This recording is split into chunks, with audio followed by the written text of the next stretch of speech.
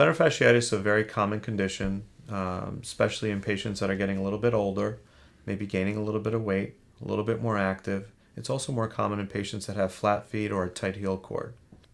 The plantar fascial ligament is an elastic ligament. It basically stretches and contracts as you're walking.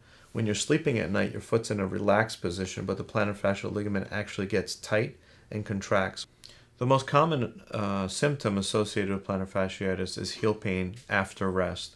Patients generally complain of pain when they first get out of bed, when they get out of the car, or getting up from a couch. It's a sharp shooting, dull pain when you first get up. A heel spur may develop from a tight plantar fascial ligament. If the plantar fascial ligament is tight, what will happen is it pulls and pulls and pulls on the bone and actually creates a little bone spur.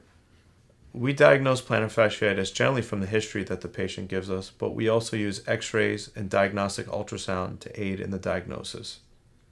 We always start with conservative treatment first: stretching, anti-inflammatory injections, physical therapy. We use something called a night splint that'll stretch the plantar fascial ligament in the evening, usually before bedtime. We use orthotics. There are some newer treatments for plantar fasciitis.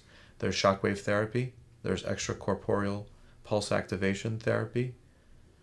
And we sometimes use cortisone injections. Our goal in treating the plantar fasciitis is actually to stretch out that plantar fascial ligament, regain that elasticity, and that would actually decrease the pain. Most patients should see a doctor if they have heel pain for greater than 7 days and it's not getting better with ice or stretching or anti-inflammatory medications such as Motrin, Aleve. Prevention of plantar fasciitis generally can be done with proper shoe gear, stretching. A shoe insert or an orthotic will help decrease the likelihood that plantar fasciitis will afflict them. Physical therapy is an excellent way to alleviate plantar fasciitis. The patient generally will see a podiatrist to diagnose the condition, and physical therapy is usually offered to the patient as a first-line treatment or second-line treatment. 99% of the time we can actually alleviate the pain without the need for surgery.